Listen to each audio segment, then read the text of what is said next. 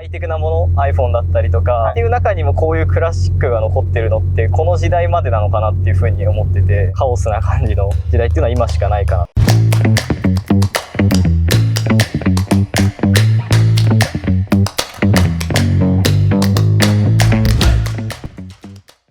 ボーイズ&ウィルス TV ご案内役の司です。そしてゲストはこちらの方、お名前は？児玉です。年齢は？ 23です。お仕事は？自動車ディーラーで営業をやってます。車売ってらっしゃる？そうです。そしてこちら車なんでしょうか？マツダ RX-7FC3S です。年式は？平成元年式なんで89年ですかね。すごい時代でございます。今日は23歳の児玉さんとマツダ RX-7FC ですね。FC です。でお届けします。お楽しみに。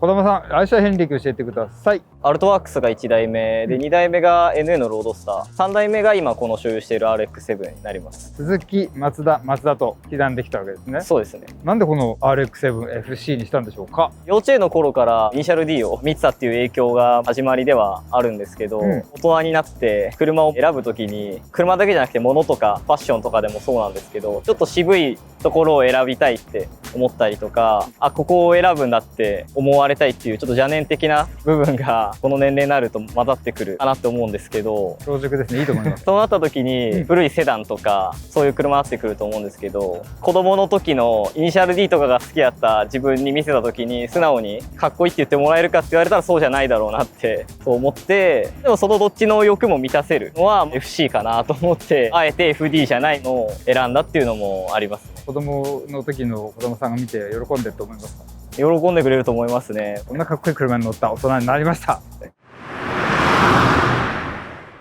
児玉さん、どこが気に入ってますでしょうか？ライトがパカパカ開くところ。なんて言うんでしたっけ？リトラクタブルヘッドライト。リトラクタブルヘッドライト、早くてことあるみたいですね。はい、言いました。特徴なんかありますか？軽量コンパクトなボディにロータリーエンジンが積まれてて、ドッカンターボで面白いところです。いいワードが3つ出ました。まず軽量ということで、車重はどれぐらい？1250キロとかだと思うんです。エンジンはどんなスペックですか？ロータリーエンジンで、いわゆる2ローターっていう2つローターが乗ってるもので、210馬力、実馬力ちょっとわかんないんですけど、多分そのぐらい出てる。ドッカンターボっていうのは何でしょうか？質のいいターボだとどの回転域でもターボが効いたりするんですけど、後からもういきなりドカンときちゃう。おーってくる。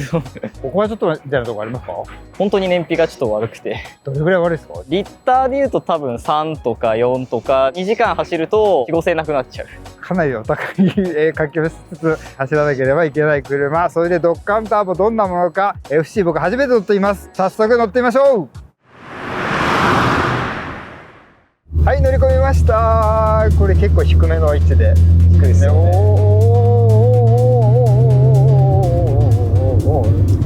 いい加速ですね。結構硬めですね。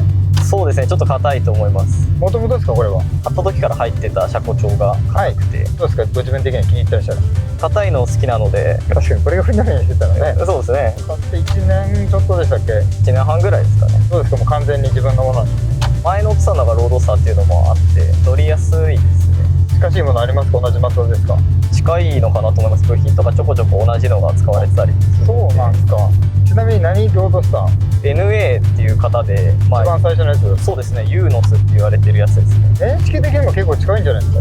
ここ何年かとかしか変わらないと思います。子供の頃から車好きなんですよね。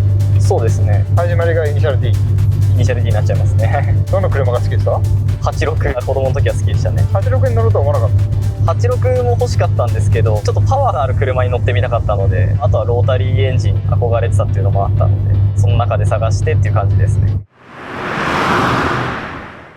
どんな子供だったことがあります？子供時代の。それこそブルーハーツとかを昔から聞いてて、全然世代じゃないですよね。その世代じゃないっていうのを自分でも分かってたんで、自分に惚れ込んでたみたいな小学生だった感じです。ご両親の影響とか結構あるんですか？親の車乗ってる時に MD カセットでつけてたんで、それの影響ですね。お父さんちなみにその時は何乗ってらっしゃった？プリンターカリブトが乗ってたはずです。いいですね、おしゃれ。はい、この車でじゃあ通勤してる？通勤はしてないです。特にこの車で行くメリットがあんまりなくて。なるほどなるほど。職場が家から近いんでバスとかで通勤してます。あ、そうですか。はい、ディーラーマンがバスで、通勤してるってなかなか面白い現象でございますけども、パーツってどんな感じですか？パーツはマツダは結構出してくれる方のメーカーなので、この車パーツがある？まだ出ます。さすがにこの前のサバンナはないんでしょうか？いや、ほとんどないと思います。次の FD とかもまだあったりするんですね。そうですね、FD と NA、さっきのロードスターとかは結構多いですね。根強いファンが多いからっていうこともあるんでしょうか？だと思います。あとはロードスターとか FD の方が日本で乗ってる人の数が全然多いんですね。 FC より需要的にそっちの方が多いっていう話だと思います。整備はどんな感じにしてるんですか？整備士の先輩よくしてもらってる人が一人いて、この車作ってるって言ってもいいような作ってるとは、例えばメーター取り付けだったりとか車高を落としたりとか、はい、そういったところからこういろいろ面倒見てくれる先輩がいて、自分も営業なんでメカは全然ダメなんで、いろいろ教わって一緒にやってもらったりとか、工賃とかは結構安く済んでるかなって思いますね。先輩も嬉しいんじゃないですか、この車乗ってるって。やりがい多少あるって言ってくれる時もありますけど、よく文句言われますね。例えば、お前そろそろ金払えって言われます先輩の行為でね、はい、やっていただける。行為です。これ今11万キロじゃないですか。はい。買った時の走行距離どれくらいですか？9万5000キロぐらいだったと思います。じゃあ1年半で2万キロぐらいですね。そうですね。どれぐらいの個体だと相場的に今どれぐらいなんでしょうか？もうピンキリなのもそうなんですけど、はい、FC は歩数がもう少なくて日本に相場っていうところもなんかあやふやで、エンジンがちゃんとオーバーホールされてるかされてないかとかにもよるんですけど、ロータリーエンジンって結構オーバーホールが肝になったりするんですか？肝になってきますね。やっぱり圧縮が落ちやすいエンジンなので、この車も買った時にオーバーホールはしてます。それで全然変わってくるわけですよね、いろいろね。買う前はブルブルエンジンが震えちゃって、そうですか、動くような状態じゃなかったので、オーバーホール込みのお金っていう感じですね。なるほど。ちなみにおいくらでご購入？340万です。もう高いのか安いのか僕分かんないんですけど、そうですよね。どうなんでしょうか、それは。でもこのフレームとかもしっかりしてて修復歴もないので、なるほど。今多分オーバーホール込みでってなったらもっと値段すると思います。あ、そうですか。結構綺麗ですよね、黒でね。そうですね、結構色も綺麗に塗られてる。オールペンしてあるんでしょうか？前に誰かがオールペンしてると思います。結構ね、綺麗なんですよね、答えもね。はい。オプションがなんかついてますか？一応 GTX っていうグレードなんで、なんかちょこちょこ革張りだったりとか、あとはボンネットがアルミで軽くなってたりとかっていうのは、そう違いとしてあるんですけど、そんなにゴテゴテしてないですよね。ちなみにこのホイールはなんか社外でしょうか？何でしょうか、これは。これはGTR の32っていう型の純正ホイールが入ってます。マフラーは？マフラー HKS のサイレントハイパワーっていうサイレントハイパワーやつが入ってます。サイレントなのかうるさいのかわかんない。サイレントですか？どっちですか？サイレントではないです。サイレントではない。はい。いつもこんな格好で乗ってらっしゃるんですか？なんかファッションの服してます？車乗るとき。逆に車とかに年代に合わせないような服を着るようにしてますね。というのは？やっぱりバブルとかこの車の年代とかその時代背景とかもすっごい憧れはあるんですけど、なるほどね。その憧れに全部合わせにいくともったいないというか、今も今で結構ハイテクなもの iPhone だったりとか、っていう中にもこういうクラシックが残ってるのってこの時代までなのかなっていうふうに思ってて、20年30年したらやっぱ多分淘汰されてきてもうハイテクなものしかないっていう世界になってくると思うんですけど、そっか。映画のアキラみたいなカオスな感じの何でも混じり合った時代っていうのは今しかないかなって思ってて、30年後とかのなんか子供とかがやっぱり憧れ持ってくれたら嬉しいなって思いますし。そっか、そういう風にあんまり思ったことなかったな。確かに僕らは今2025年を生きてますが、この車は89年の車だったりとかして、はい、憧れてる時代の人たちにはもうどうやったってなれないから、今を憧れてもらうために、その個性を出していきたいなっていうふうに思ってるんですよ。児玉さんが例えば僕らの世代によくもっと上の人に憧れがあるように、さらに下の人にもちょっと憧れてほしいと。そうですね。乗るときはどんなとこ乗っていくんですか？首都高をやっぱり上がることが多くて、ドライブ目的が多いかもしれないですね。イニシャル D が好きなら山とか行かないんですか？虫とかいっぱいついて洗車がめんどくさくて、首都高行って大黒行ってみたいなの地元の車好きな仲間たちと行ったりしますね。じゃあ結構仲間もいらっしゃって。少数ですけど。皆さんどんな車乗ってらっしゃる？フェアレディ Z とか、それこそ ND のロードスター乗ってる同期がいるんで、結構そいつとかとはよくドライブとかしたりしますね。月の維持費はどれぐらいですか？やっぱ古い車に乗ってらっしゃる特に若い人っていうのはね、その経済お財布の需要もあると思うんですけども、ちょっと怖くて数えたことないんですけど、結結構かかってるとは思いますけど、整備士の先輩とかもいるんで、多少は壊れたところをちょっと直してくれってお願いしたりとか。そんな壊れるもんですか？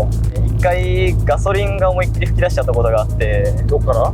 ホースの途中から噴き出しちゃって、すっごいガソリン臭くなって火だるまなりかけて、その時は一回お店に持ってって、はい、先輩に直してもらったりとか。保険とか駐車場代を除いて整備費が圧倒的に今アドバンテージがある。そうですねまあでも変にボコボコ壊れるっていうほどは壊れないです。安心してください。皆さんそんなに壊れるってことはない。エンジンのオーバーホールとかその辺をちゃんとなさってると、それなりにちゃんと乗れるんじゃないかと。車が止まるみたいなことは基本的にはまだ1回も起こったことないですね。積車に乗ったことは？あ、ごめんなさい、あります。あれね、3回あります。3回あるんだ。はい、まあまあありましたそこも込みで旧車に乗る楽しみ。そうですね、可愛いところでもありつつ、ムカつくところでもあります。走ってて道行く人の反応ってどんな感じですか？今は外国人の方がすごいですね。例えば都内とかちょっともう走っちゃうと、道の前に出てこられて写真撮られちゃうみたいな。もう前に来てライト開けてくれみたいなとか、ちょっと走ったらもう何人も来ちゃいますね。あ、そんなに？はい。海外の方、日本車すごい好きなんで、特にこの年代、あとはやっぱりロータリーとかも好きで、観光客の方にはよく声かけられたりしますね。今後車どうしていきたいですか？今この純正の見た目っていうのを結構気に入ってはいるので、あんまりそれを変に壊したくはないんですけど、かっこいいですよね。ホイールとか FD のマツダスピードのなんかちょっといかついやつとか入れたいなとかは思ってたりはします。なんで理由は？ FD のマツダスピードっていうのは、それこそイニシャル D の高橋圭介さんがつけてるホイールで、陽子さんって方がね、憧れて買ったっていう回もございました。そのホイールを逆に FC につけたらかっこいいんじゃないかっていう、いつか入れてみたいなとかは思ってます。出演してくださった方にはこのボイトの美術特製、ステッカーを差し上げます。外張りなんですが、どっか好きなとこ貼ってください。どうぞ。ありがとうございます。ありがとうございます。はい、そういうことで運転を変わってしまいまして、ドッカンターボ。そうですね。一番ターボの音ですね。はい。わお、速い。おお、いい音。これ全然下道だから踏んでないし踏めないけど、そうですね。めちゃくちゃ速いんじゃないですかこれ。高速いったらあっという間にですよね。乗れちゃいますね。すごいですね。89年の車ですよこれ。僕高校生の時の車ですよこれ。綺麗に繋がります。このね、ウインカーが遠い。相当指が長くないと届かない。いやーなんかすごいな。運転してる感めっちゃある。あとリトラって結構面白いですね。こういう風に見えるんですね。そうなんですよ。車の軽さを感じる加速感がありますね。そうですよね。わおはい、結構ショックは拾いますやっぱり5速で踏んでもターボがドッカンと効いてくれるから、それなりの加速をしますよね。そうですね。ちなみにこの車は5速のマニュアルトランスミッションの組み合わせですね。そうです。当時オートマもあったんでしょうか？ありましたね。このメーター類もね、なかなかいいデザインで、オレンジ色に淡く光っていい感じ。男の心をくすぐる感じです。シュイーンと聞こえますか皆さん？わお、このシュイーンが聞きたくて乗りたくなりません？そうですね。ねえ、回したくなります。これはずっと乗ってたい気になりますね。これ乗ったいです。うん。でもガソリンを今湯水で使っております。ありがとうございます。すいません。なんと驚きのね、燃費が3か4ぐらいなんじゃないかということで。ロードスターにそもそもしたきっかけは？もちろん86とか FD とか FC っていう車に憧れはあったんですけど、買えないし維持も絶対できないっていう車にはなってくるんで、まずはロードスターから。なるほどね。でも NA でしょ？高いんじゃないですか？でも120万円くらいね。はい。なんである？あ、160万くらい。あんま全然ちゃうやんけ。ハイブリッドとかそういう最近の燃費のいい車にしようとは思わないですか？思わない。まあない。ND ロードスターもなかなか面白いんじゃないですか？大きく乗ってるんで、運転させてもらうんですけど、使い切れるパワー感っていうのはあるんで、アルトワークスとかロードスターの時の方が運転してて楽しかったのはそっちになりますね。ああ、なるほど。この車だとエンジンスペックの良さだったりとか、レトロ感を楽しんだりとかっていういろんな楽しみがあると思うんですけれども、使い切れるかっていうとアルトワークスとか NA ロードスターとか使い切ると。日本の法律だと、あのぐらいで踏むのがもう一番そうですよね。気持ち的には楽しかったかもしれない。